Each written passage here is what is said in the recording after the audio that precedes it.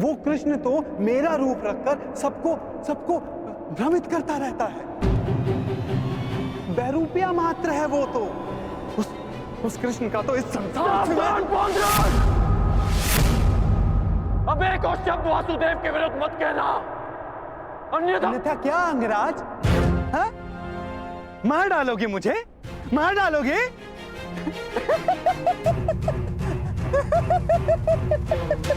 दुर्योधन, तनिक देखो देखो, तुम्हारी सेना का ये वीर कहीं वास्तविकता में उस छलिए का गुप्तचर तो नहीं है?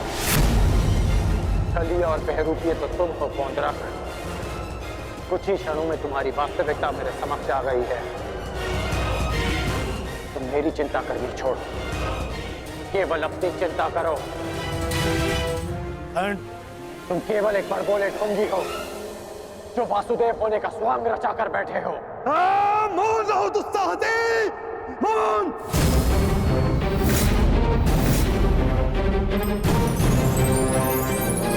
तेरा इतना दुस्साहस कि तो मुझे पौंड्र का वासुदेव को ढोंगी कहता है, मूर्ख!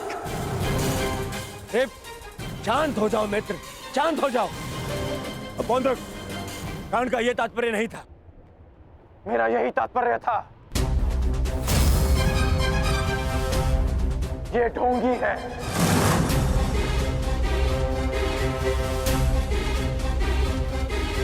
यदि तुम वास्तव में वासुदेव हो तो मुझे निशस्त्र करके दिखाओ। मैं तुम्हें चुनौती देता हूं।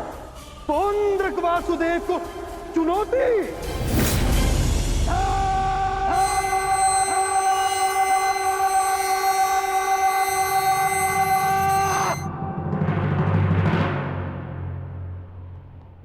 ऐसे खड़े खड़े देख क्या रहा है तू, मूर्ख? हाँ हाँ, मेरे साथ युद्ध कर। मेरे हाथों मरेगा, तुझे मोक्ष मिलेगा। हाँ, जिस प्रकार आज मैं तेरा अंत करने वाला हूं, उसी प्रकार मैं उस कृष्ण का भी अंत करूंगा, उस रणछोड़ का। जो रासलीला के नाम पर स्त्रियों को भ्रमित करता है, जो बाल क्रीड़ा के नाम पर स्त्रियों के वस्त्र चुराता है, जो स्वयंवर से स्त्रियों का हरण करता है, उस कृष्ण का पक्ष ले रहा है तू। उसके लिए तू मुझसे युद्ध कर रहा है। उस कृष्ण का भी मैं वध करूंगा, पहले तेरा, उसके बाद उसका। अब तो मैं सीमा पार करती है।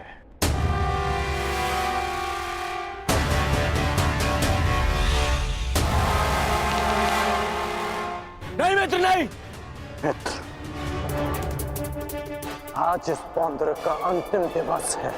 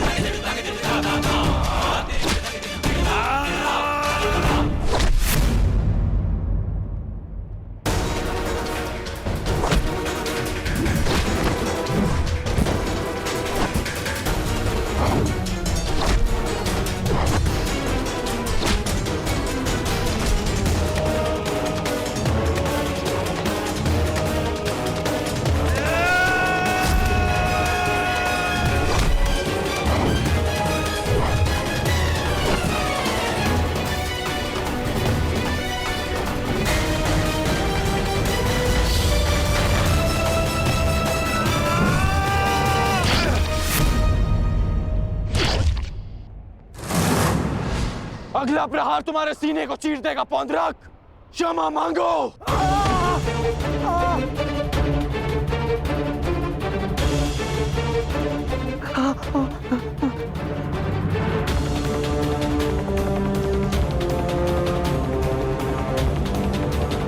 अब बोलो, क्या कह रहे थे तुम?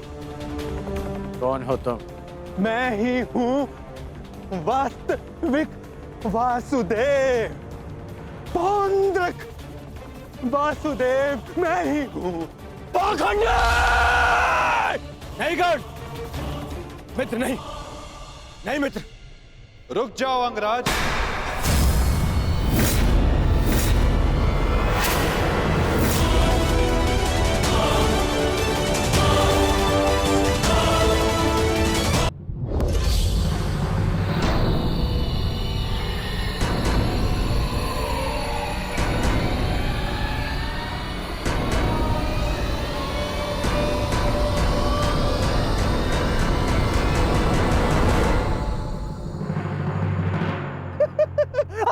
आ गया तू, चलिए आ गया।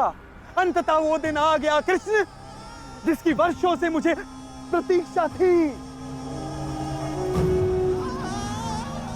यदि अंत से पूर्व मनुष्य को उसकी भूल का भान हो जाए तो अच्छा ही होता है। अब तो तुम्हें विश्वास हो गया होगा कि वास्तविक वासुदेव कौन है। मैं ही हूं वास्तविक वासुदेव,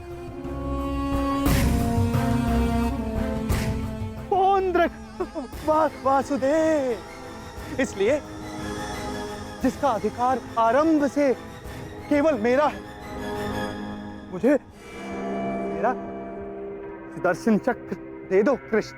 देने ही तो आया हूं तुम, परंतु चेतावनी, मैं तुम्हें बहुत अवसर दे चुका हूं पौंड्रक। तुम्हारे पाप का घड़ा भरता जा रहा है पौंड्रक। अब मेरा स्वांग रचना बंद करो। चुप कर छलिया कृष्ण।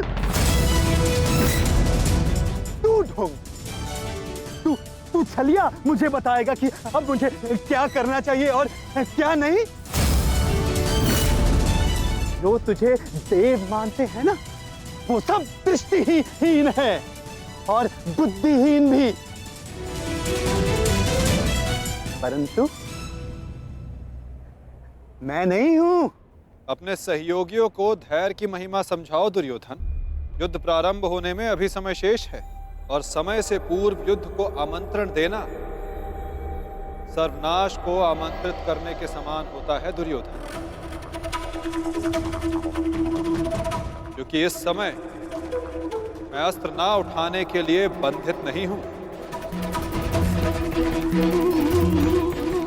मनुष्य को खाई में गिराने के लिए उसका केवल एक पग पर्याप्त होता है पौंड्रक।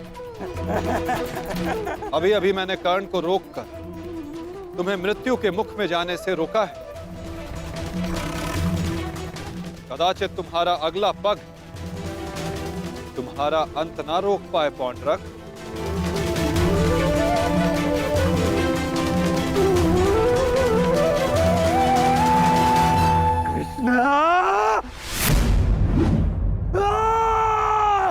बंद कर ये भाषण छलिए।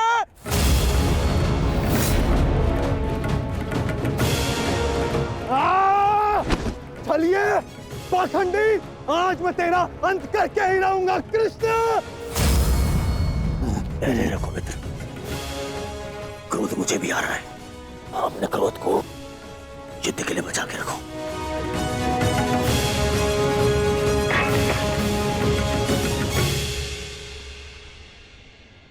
ठीक कहा वासुदेव, युद्ध होगा, परंतु उचित समय पर और उचित स्थान पर। उस महायुद्ध के प्रथम दिवस पर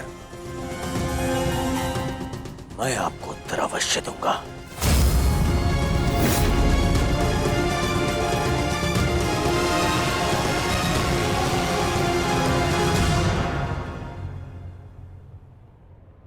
तुम चोटिल हो मित्र, आओ तुम्हें तुम्हारे शिविर पर छोड़ दूं। आओ।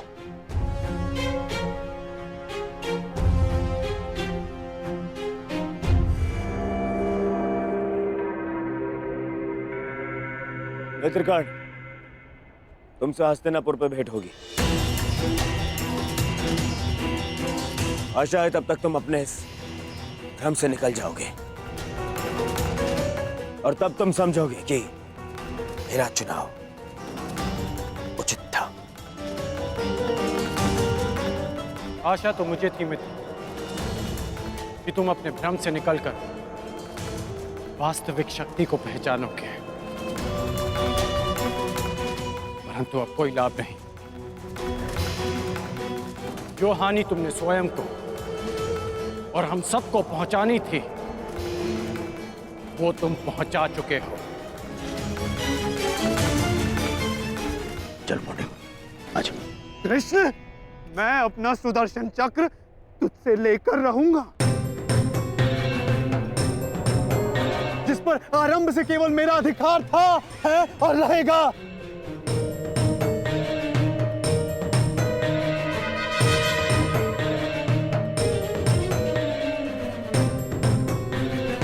चलो सारथी।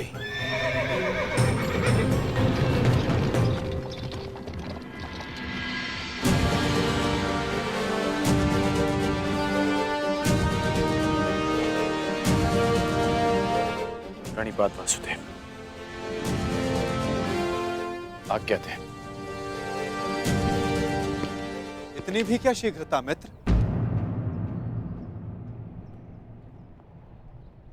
सारथी रह चुका हूं तुम्हारा, आज भी अपने रथी का मन पढ़ सकता है ये नटवर।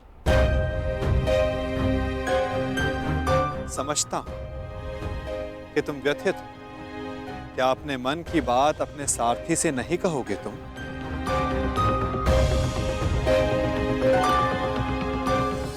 अपने रथी का मन आप पढ़ सकते हैं ना, तो पढ़ लीजिए। इसीलिए कहता हूं मित्र, तुम्हें प्रसन्न होना चाहिए। दुर्योधन ने उचित चुनाव किया, उसे शक्ति चाहिए थी, उसे मिल गई। नारायणी सेना अब उसके आदेश के अधीन होगी। नारायणी सेना में नारायण ही ना हो तो वो कैसी नारायणी सेना केशव?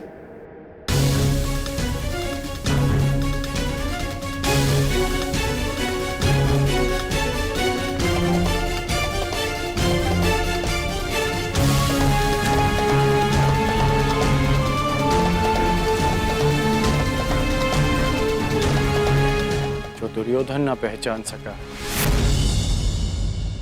वो आप जानते हैं, और उसे मैं भी देख सकता हूं। जिस क्षण उसने आपको त्याग कर सेना को चुना, उसी क्षण उसने विजय श्री थाल में सजाकर पांडवों को भेंट कर दी।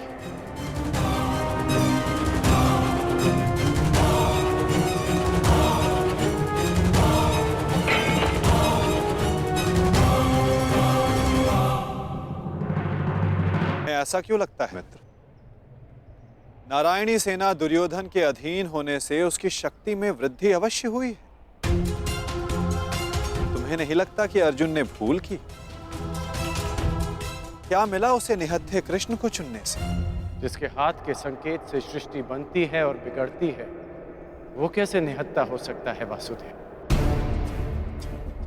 परंतु सत्य ये भी है मित्र कि मेरे युद्ध में उपस्थित रहने पर भी मैं युद्ध नहीं करूं, तो फिर मुझसे किसी को क्या हानि और क्या लाभ? सबसे बड़ा अस्त्र तो आप चला चुके हैं,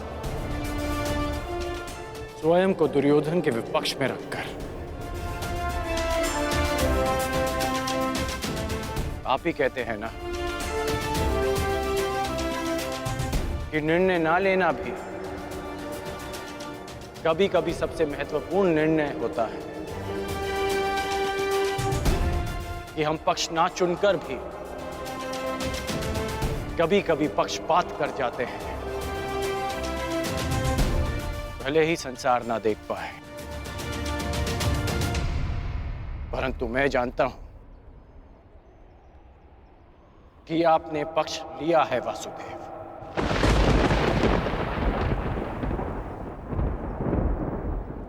नहीं मित्र, मैं किसी का पक्ष नहीं लेता, ना किसी को चुनता हूं।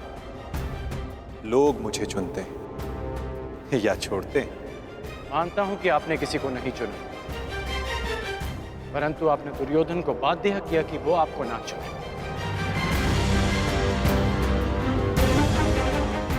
आपने ऐसी परिस्थितियां उत्पन्न की कि वो ही आपको चुने जिसे आप चुनना चाहते हैं।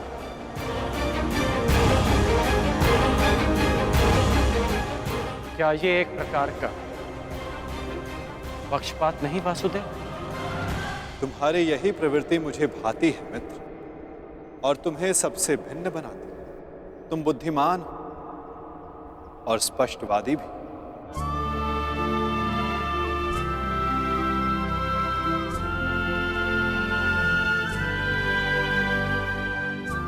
ऐसा होकर भी क्या लाभ वासुदेव, जब मैं आपका साथ ना पा सका।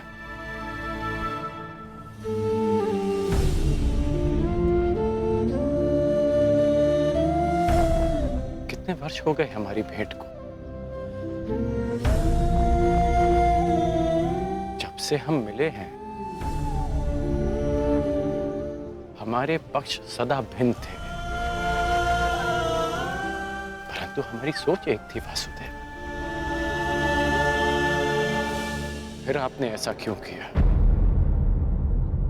मैंने ऐसा क्या किया मित्र?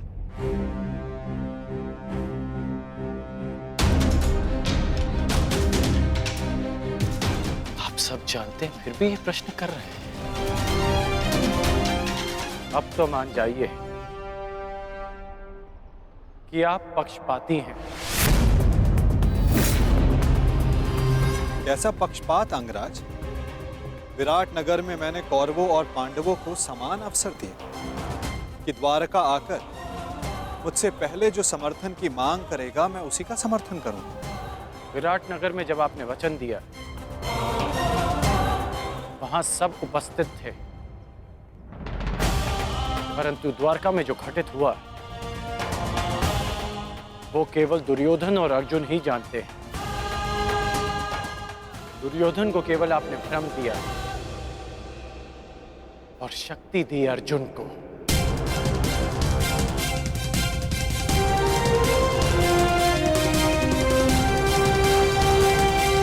द्वारका में जो घटित हुआ वो केवल दुर्योधन और अर्जुन ही जानते हैं। दुर्योधन को केवल आपने भ्रम दिया और शक्ति दी अर्जुन को। नारायणी सेना को चुनना दुर्योधन का चुनाव था मित्र, मैंने तो उसे केवल विकल्प दिया। अब दुर्योधन ने क्या चुना ये तो उसका निर्णय, इसमें मैं क्या कर सकता था? आप जो कर सकते थे आपने किया माधव, और उसका परिणाम वही हुआ जो आप चाहते थे। यदि आप पक्षपाती नहीं होते तो अर्जुन को देखते ही आप उससे पूछते कि वो युधिष्ठिर के स्थान पर वहां क्या कर रहा है, परंतु आपने ऐसा नहीं किया। यदि तुम दुर्योधन के चुनाव पर निराश हो, तो खेल मैंने नहीं, उसके दम, उसके लालच, उसके अहंकार ने खेला है मित्र। आप भी भली भांति जानते हैं कि दुर्योधन युधिष्ठिर से कहीं अधिक सक्षम शासक है। इस समय भारत को शासक की नहीं, धर्म की आवश्यकता है, धर्मराज की आवश्यकता है मित्र।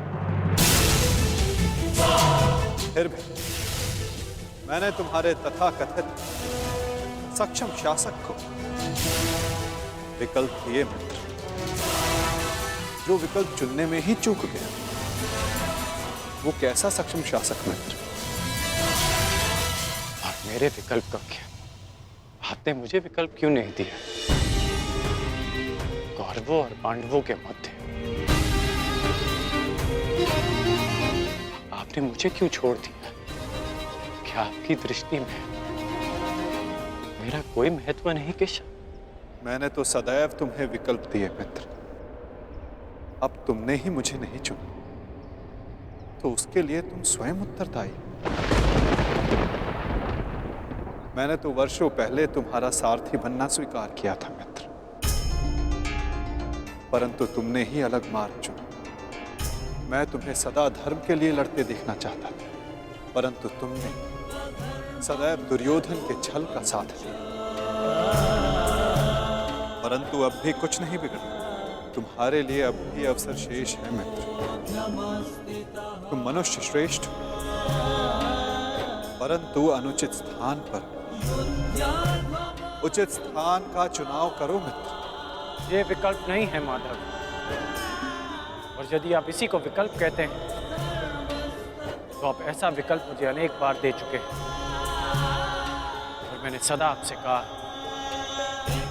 कि ऐसा संभव नहीं है। मुझे इस बात का खेद रहेगा कि आप मेरे साथ नहीं होंगे, परंतु ये खेद मैं अपने मित्र को नहीं होने दूंगा, जिस मित्र ने मुझ पर विश्वास किया। आप अपना धर्म निभाइए और मैं अपना ऋण चुकाऊंगा वासुदेव।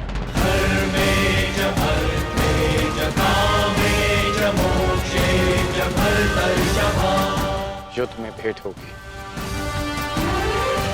प्रणिपात वासुदेव।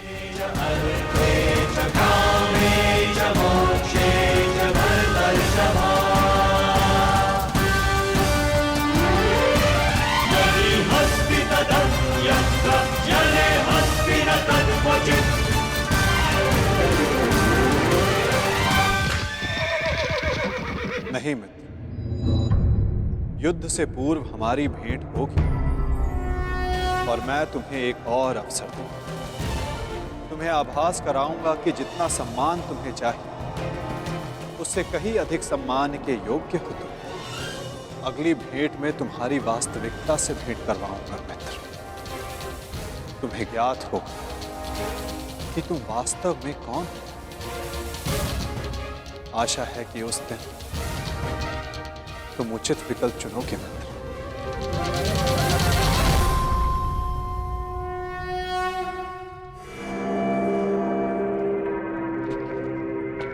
अमश्री,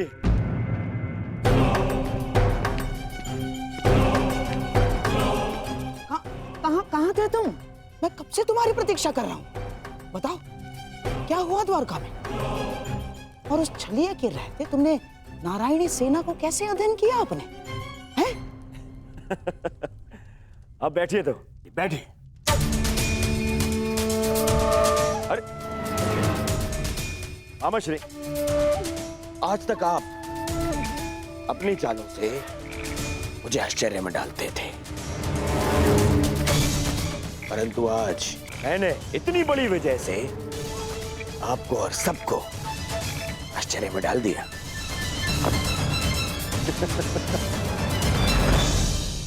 सब इतने प्रसन्न है मेरे इस निर्णय से, सिवाय मेरे मित्र कर्ण के। समझ में नहीं आता उसे अभी भी ऐसा क्यों लगता है कि मुझे सेना को छोड़ के उसने हत्ते कृष्ण को चुनना चाहिए था।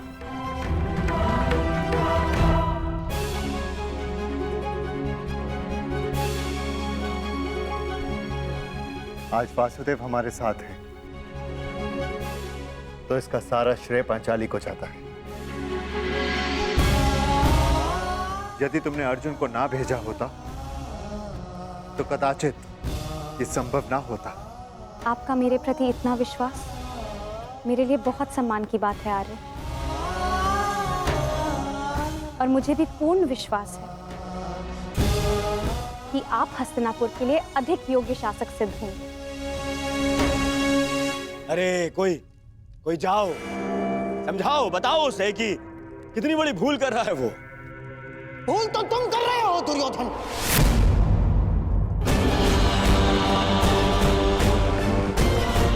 आज पहली बार मैं कर्ण से सहमत हूं। तुम्हें नारायणी सेना के स्थान पर कृष्ण को ही चुनना था, ये क्या कर लिया तुमने? अरे मैंने क्या किया मामाश्री?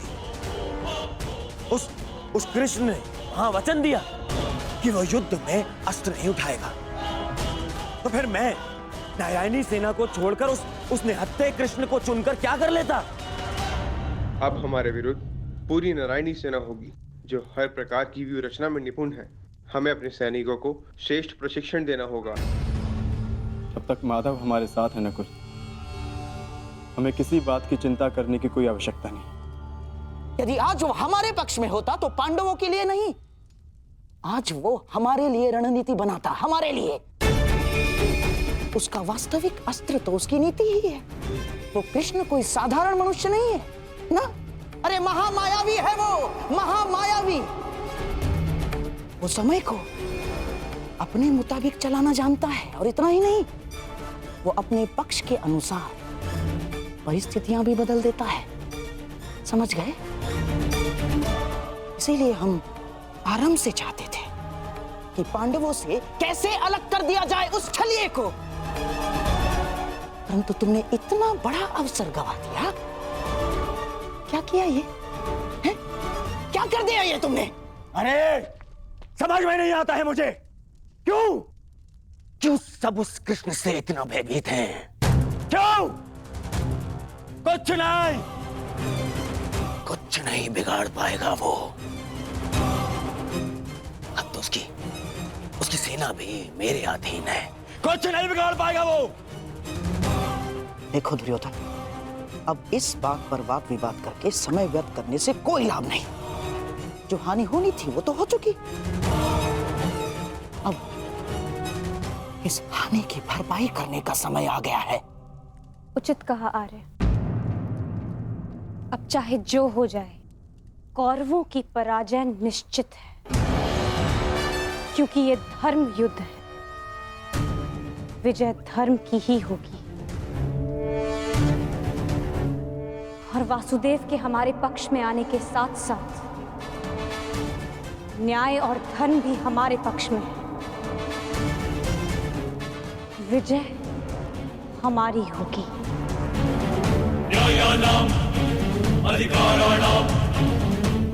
ये महाभारत भारत का नवनिर्माण करेगा।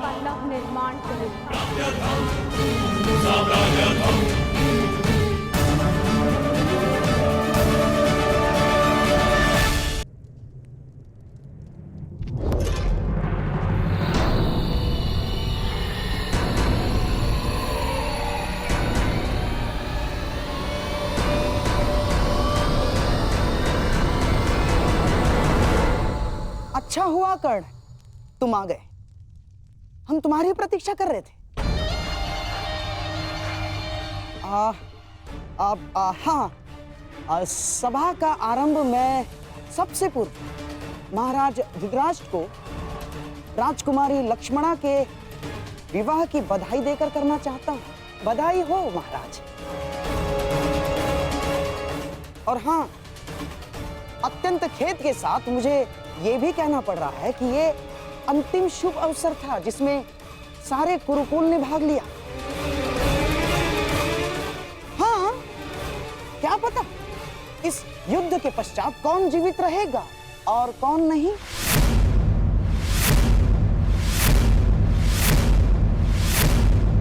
स्पष्ट रूप से कहिए गंधार राज, आपका तात्पर्य क्या है? अब से पूर्व तो आपने इस प्रकार के विचार कभी प्रकट नहीं किए, और अब जब दुर्योधन ने कृष्ण को ना चुनकर नारायणी सेना को चुना है, तो अब इस प्रकार के विचार क्यों? आपका प्रश्न उचित है महामहिम, परंतु यदि मैं अपनी भूल स्वीकार भी करता हूं, तो क्या वो भूल मैं सुधार सकता हूं? कर्ण, तुम्हारा इस विषय में क्या कहना है? मेरा मानना है कि हमें वार्तालाप में समय व्यर्थ नहीं करना चाहिए। हमें अपनी सेना को प्रशिक्षण देकर उन्हें और शक्तिशाली बनाना होगा। अपनी सेना में अधिक से अधिक महान योद्धाओं को एकत्रित करना होगा। मेरा एक और मानना है कि हमें युद्ध के लिए तत्पर रहना चाहिए।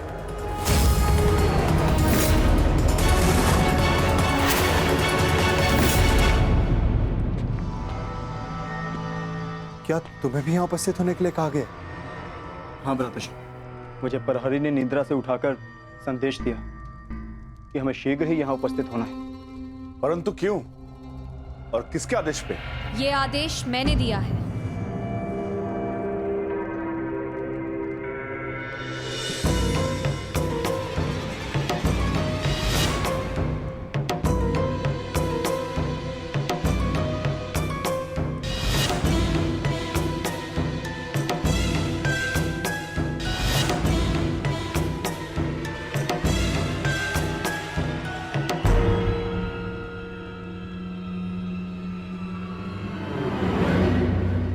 पांचाली, इतनी रात में तुम ये?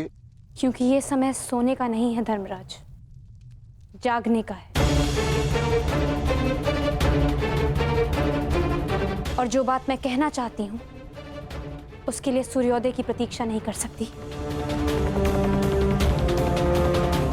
ऐसा क्या है पांचाली?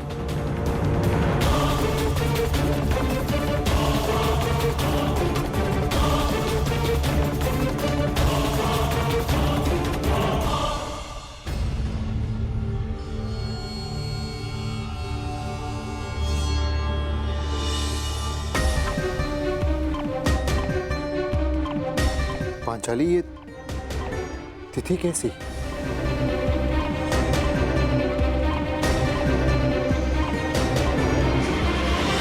ये वो तिथि है आर्य जिस दिन हम कौरवों के विरुद्ध युद्ध आरंभ करेंगे।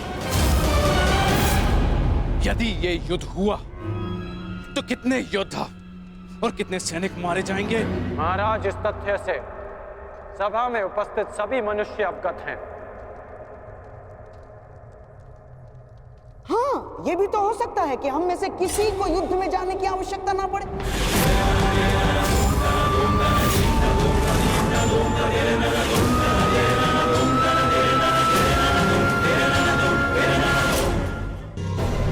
महामहिम, जैसे पुराणों में मैंने पढ़ा है कि स्वयं भगवान भी अपने शत्रुओं को एक अंतिम अवसर देते हैं, तो क्या हम अपने शत्रु को अंतिम अवसर नहीं दे सकते? दे सकते हैं ना महामहिम?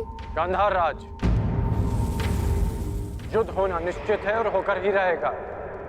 और इसकी उल्टी गिनती प्रारंभ हो चुकी है।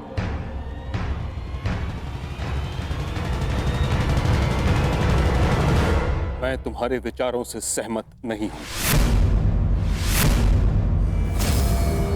जितना असहमत मैं गंधार नरेश की सोच से हूं, उतना ही असहमत मैं इस निष्कर्ष से हूं। हर परिस्थिति में संधि युद्ध से श्रेष्ठ होती है। हमें पांडवों से संधि वार्ता कर लेनी चाहिए। युद्ध अभी प्रारंभ नहीं हुआ है महाराज, हम इसे रोकने का प्रयास कर रहे हैं। हमें पांडवों से शांति वार्ता करनी चाहिए। मैं जानता हूं कि आप भी ये युद्ध रोकना चाहते हैं, हम भी नहीं चाहते कि ये युद्ध हो। हमारा प्रयास है कि हस्तिनापुर के मस्तक पर इस महाविनाशी युद्ध का कलंक न लगे। ठीक है ताक्षरी, यदि यह हस्तिनापुर के भविष्य का प्रश्न है तो हम अपने दूत को पांडवों के समक्ष भेजने की आज्ञा देते हैं। हमें उन तक संदेश देना है कि हस्तिनापुर भी इस युद्ध के विरुद्ध है। और युद्ध के अंतिम दिन मैं अपने अपमान का प्रतिशोध लूंगी।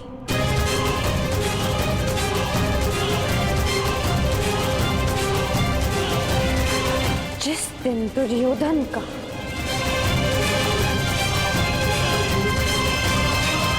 अंत होगा।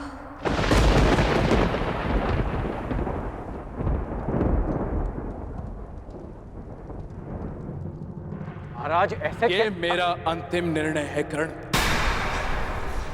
हमें अपनी ओर से एक प्रतिनिधि चुनना होगा। क्या आपके मस्तिष्क में कोई नाम है महाराज?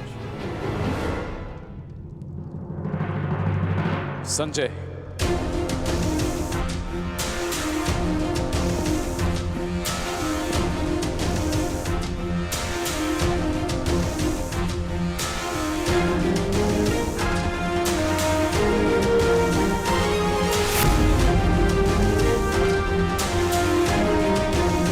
प्रणिपात महाराज।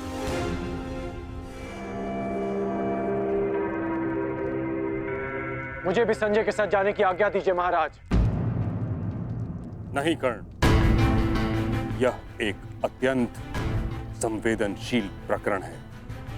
हमें योद्धा नहीं, नीति परख मनुष्य चाहिए।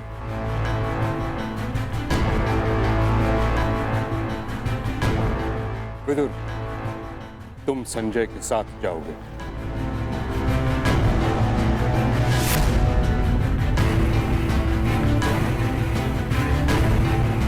तो ठीक है, विदुर और संजय दोनों हस्तिनापुर की ओर से शांति प्रस्ताव लेकर जाएंगे। ये एक पारिवारिक प्रकरण है और हम नहीं चाहते कि परिजन ही परिजनों का रक्त बहाए। उचित है पांचाली, उचित है। अब ये युद्ध तुम्हारे बताए हुए दिन ही आरंभ होगा।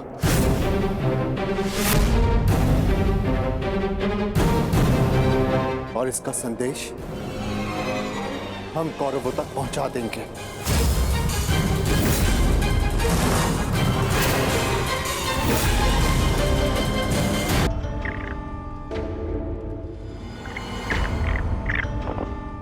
अपने खेल पर ध्यान रखो दुर्योधन, नहीं तो तुम मुझे परास्त नहीं कर पाओगे। क्षमा कीजिए महाश्री, आपके इस अवसर में आपके जितना कौशल नहीं है मेरा, और खेल में मेरा ध्यान नहीं लग रहा है क्योंकि मुझे समझ में ही नहीं आ रहा है कि आपने ऐसा किया क्यों। मैं पांडवों के समक्ष प्रस्ताव ले जाने के विरुद्ध था, आपने मुझे बाध्य किया। क्यों? आप पांडवों का विनाश नहीं चाहते? आप बदल गए क्या? क्यों आपने पिताश्री को शांति प्रस्ताव ले जाने के लिए मनाया? तुम्हें क्या लगता है दुर्योधन, क्या यह शांति प्रस्ताव युद्ध को रोक पाएगा? कदापि नहीं। अब यह युद्ध होकर रहेगा। इस युद्ध को कोई नहीं रोक सकता। अरे तो फिर संजय और विदुर को शांति प्रस्ताव लेकर क्यों भिजवाया आपने? क्यों ना बताइए ना। बताता। समझो दुर्योधन, जिस प्रकार हम दूत भेजेंगे उसी प्रकार वहां से भी उन्हें दूत भेजना होगा ना। तुम्हें क्या लगता है कौन आएगा दूत बन के पांडवों की तरफ से? कौन आएगा? वही जो दर्शाता तो यही कि उसका किसी भी निजी प्रकरण से कोई संबंध नहीं, परंतु जो हर प्रकरण में बीच में घुस आता है, जो मेरे हर छल को अपनी बुद्धि के बल से असफल कर देता है। वो जिसकी मनोहर बातों का वो गुरु द्रोणाचार्य के चक्रव्यूह से भी अधिक शक्तिशाली है, वो जो हस्तिनापुर के सिंहासन पर तुम्हें नहीं उन पांडवों को बिठाना चाहता है। वही छलिया, वही वासुदेव कृष्ण। ये तो उसमें हंसने वाली क्या बात है, उसका क्या? बताता हूं।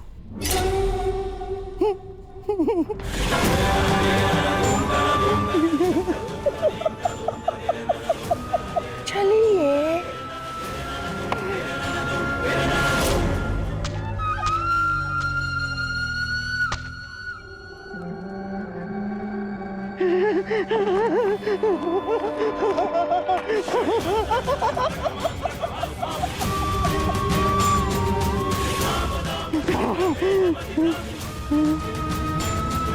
कृष्ण यहाँ आएगा तो अवश्य, परंतु यहाँ नहीं पाएगा।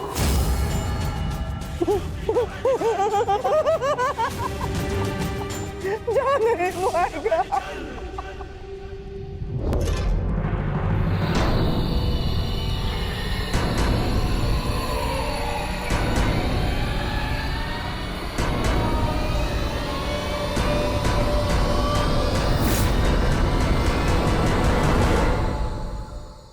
आपका क्या मत है वासुदेव?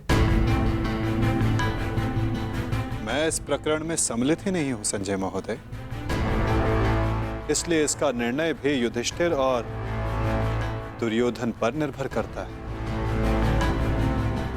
परंतु मेरा यह कर्तव्य है कि मैं आप लोगों के विचारों को जानूं, क्योंकि शांति प्रस्ताव के लिए आप सबके समक्ष मुझे भेजा गया है और मैं ये आशा करता हूं कि धर्मराज भी शांतिपूर्वक इस प्रस्ताव पर विचार करेंगे। वो तो इस पर निर्भर करता है कि आपके युवराज का क्या विचार है। मैं केवल महाराज धृतराष्ट्र का संदेश लेकर आया हूं वासुदेव। युवराज दुर्योधन के विचार मैं नहीं जानता, क्योंकि मेरे पास दिव्य दृष्टि नहीं है।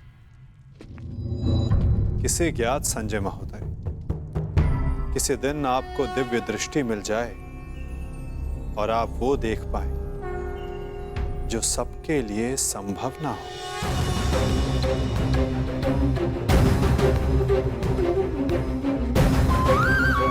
धर्मराज, आपके समक्ष हस्तिनापुर से शांति प्रस्ताव आया है, क्या विचार है आपका?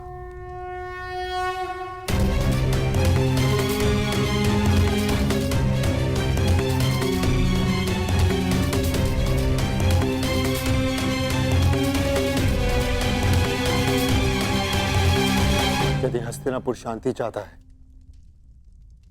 तो हमें भी युद्ध करने की कोई ललक नहीं।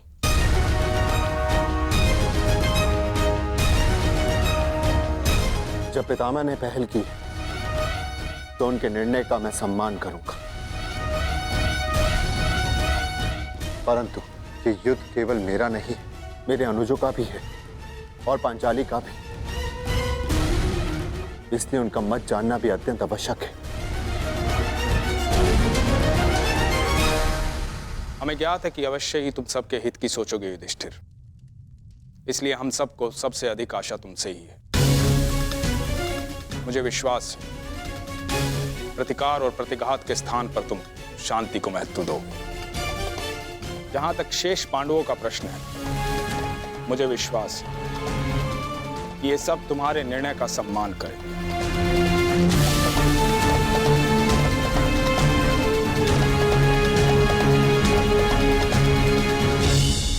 विचार विमर्श करके उत्तर दे धर्मराज, क्या निर्णय होगा आपका?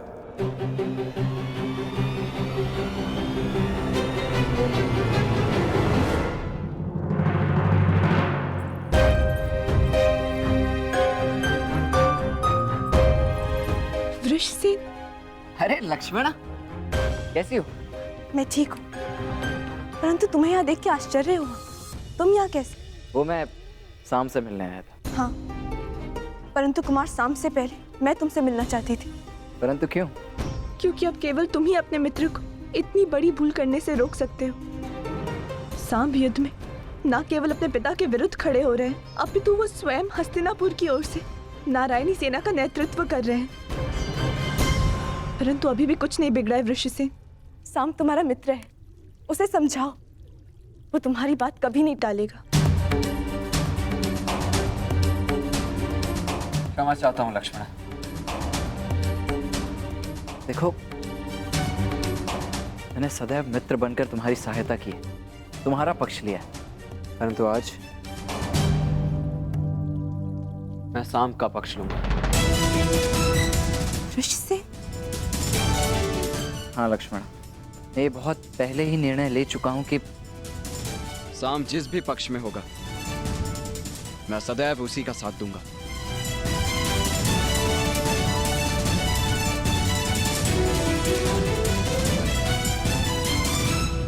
परंतु तुम्हें चिंता करने की आवश्यकता नहीं है लक्ष्मण। मेरे जीते जी साम को कुछ नहीं होगा, विश्वास करो मेरा। पक्ष जो भी हो, हानि तो मेरे परिवार को पहुंच रही है ना वृषसेन। तुम ही बताओ मुझे, प्रभु से मैं किस पक्ष के लिए प्रार्थना करूं? दोनों ही पक्षों में मेरा ही परिवार लड़ रहा है। मैं क्या करूं वृषसेन? तुम्हारे इस प्रश्न का उत्तर मेरे पास नहीं है लक्ष्मण। मैं तो ये भी नहीं कह सकता कि मैं तुम्हारी इस असमंजस से भरी परिस्थिति को समझ सकता हूँ। तुम इस युद्ध में भाग क्यों ले रहे हो वृषसेन? तुम्हारा तो पांडवों से कोई संबंध नहीं है, तो तुम अपने पिता के साथ इस युद्ध में क्यों भाग ले रहे हो? केवल इसीलिए? केवल इसीलिए लक्ष्मणा, क्योंकि साम कौरवों के पक्ष में, और इससे अधिक मेरे लिए कुछ महत्वपूर्ण नहीं। वृषसेन, मैं भान है तुम कितनी बड़ी भूल कर रहे हो। नहीं भान है तुम्हें, यदि भान होता तो इस युद्ध में भाग लेने के बजाय उसे रोकने का प्रयत्न कर रहे होते तुम। मैं तुम्हारे समक्ष बहुत सी उम्मीदें लेकर आई थी वृषसेन, परंतु प्रतीत होता है कि मेरी भूल थी। अपना ख्याल रखना वृषसेन।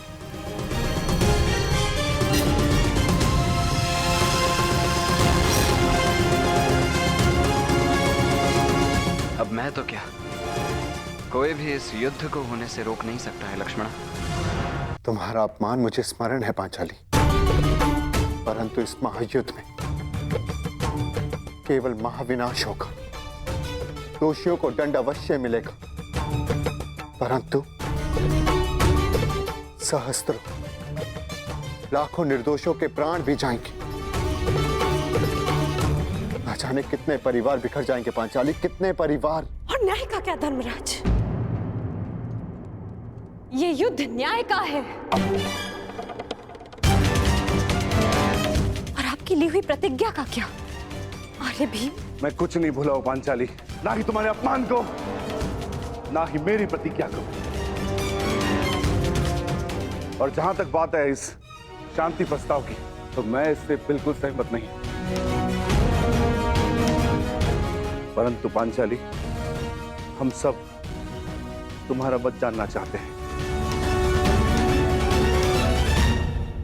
क्योंकि यह प्रस्ताव स्वयं पितामह और महाराज के द्वारा भेजा गया है, और इसे ऐसे ही ठुकराया भी नहीं जा सकता। आप भूल रहे हैं वृकोदर, उस सभा में श्रद्धेय पितामह और महाराज धृतराष्ट्र भी उपस्थित थे, और वो भी मेरा अपमान होने से नहीं रोक पाए थे। मुझे लगा था कि वनवास पूर्ण होने के पश्चात हम सबके जीवन का एक ही उद्देश्य है, कौरवों का विनाश।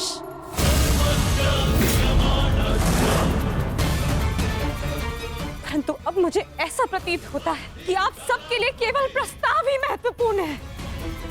एक प्रस्ताव पर आपने अपना सब कुछ खो दिया, और आज एक दूसरे प्रस्ताव में आप सब कुछ भुला दिया जो हमने खोया था। क्या एक शांति प्रस्ताव कौरवों के दिए गए वर्षों पुराने घावों को भर सकता है? आप सबके दिए गए वचनों को भुला सकता है? यज्ञसेन, यदि तुम चाहो तो इस संधि को ठुकरा सकती है। तुम्हें इसका पूर्ण अधिकार है, परंतु इसके पहले कोई भी निर्णय लेने से पूर्व मैं सखा वासुदेव से वार्तालाप करना चाहती हूँ।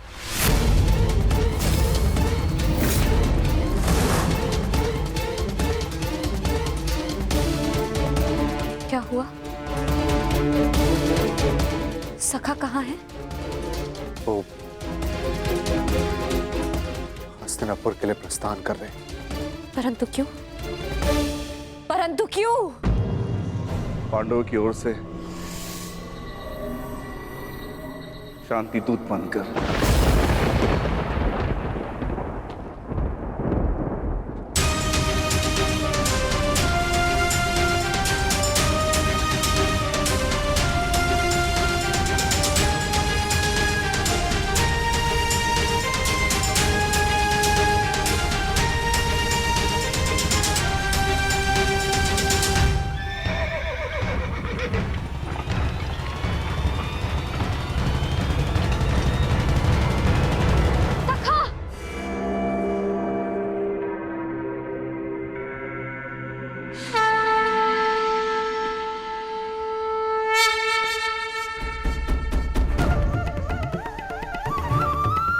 क्रोधित हो अपने सखा से?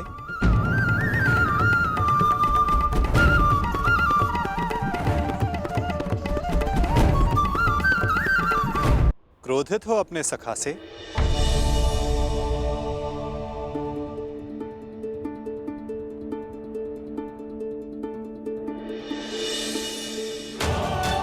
मुझे लगा प्रस्थान कर गए। भला अपनी सखी से मिले बिना मैं प्रस्थान करने की सोच भी कैसे सकता हूं? जानता हूं तुम्हारे मन में बहुत प्रश्न तुम्हें व्याकुल कर रहे हैं। जो कुछ भी तुम्हारे हृदय में है कह सकते हो।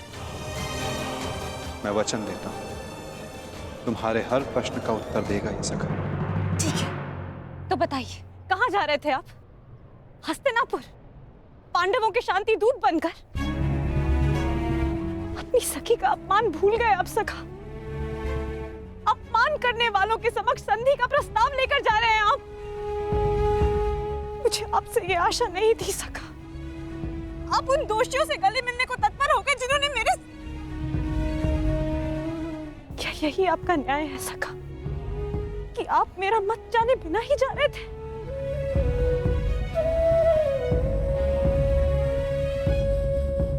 नहीं सखी, ऐसा नहीं। मैं भली भांति जानता हूं कि तुम्हारा मत क्या है, और मैं तुम्हें वचन देता हूं कि तुम्हारा मत और मंतव्य दोनों ही पूर्ण होगा सखी। और इसीलिए मैं हस्तिनापुर जा रहा हूं। जो कह रहे हैं मुझे समझ नहीं आ रहा है सखा। मैं शांति दूत बनकर इसलिए जा रहा हूं सखी क्योंकि पहले संदेश हस्तिनापुर से आया है, परंतु अभी शांति प्रस्ताव स्वीकार नहीं हुआ है। मैं इसलिए जा रहा हूं ताकि कोई ये ना कह सके कि शांति प्रस्ताव होते हुए भी पांडवों ने आक्रमण किया, या फिर शांति प्रस्ताव का उत्तर नहीं दिया। मैं आपके इस उत्तर से संतुष्ट नहीं हो सका।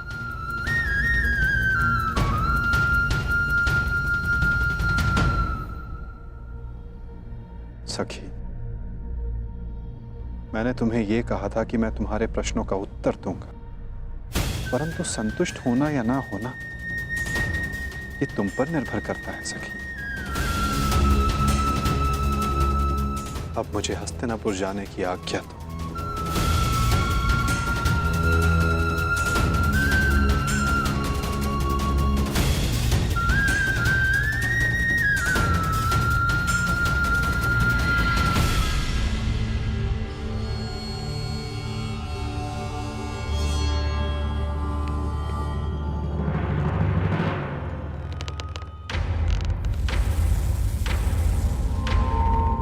कहाँ थे पुत्र? द्वारका। परंतु क्यों? मैं पहले ही बता चुका हूं कि मैं इस युद्ध में भाग ले रहा हूं, और उसी पक्ष से लड़ने वाला हूं जिस पक्ष से मेरा मित्र साम लड़ने वाला है। साम युवराज दुर्योधन के पक्ष में है, और इसीलिए मैं भी वही हूं। मौन क्यों है? समझाइए, इसे रोकिए। अपने पति को अपने आराध्य वासुदेव के विरुद्ध खड़ा देखना क्या कम था, जो अब मेरा पुत्र भी उनके विरुद्ध खड़ा होगा? नहीं, मैं तुम्हें इस युद्ध में भाग नहीं लेने दूंगी। कुछ नहीं होने दूंगी तुम्हें। आप इसे रोकिए, समझाइए। श्री कृष्ण के विरुद्ध युद्ध में खड़े होने का अर्थ है केवल सर्वनाश। और ये अपने पिता की आज्ञा के विरुद्ध जाकर इस युद्ध में भाग नहीं ले सकता है।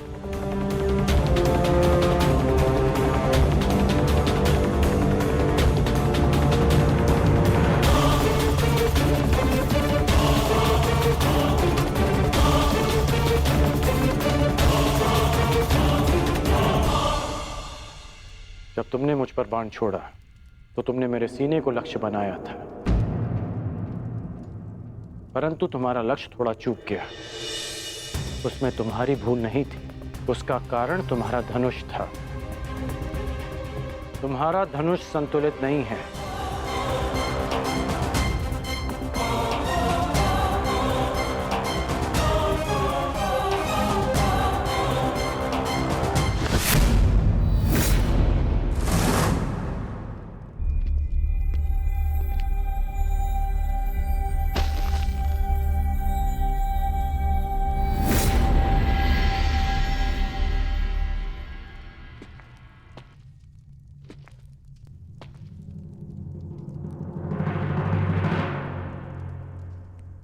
ये बिल्कुल संतुलित धनुष है।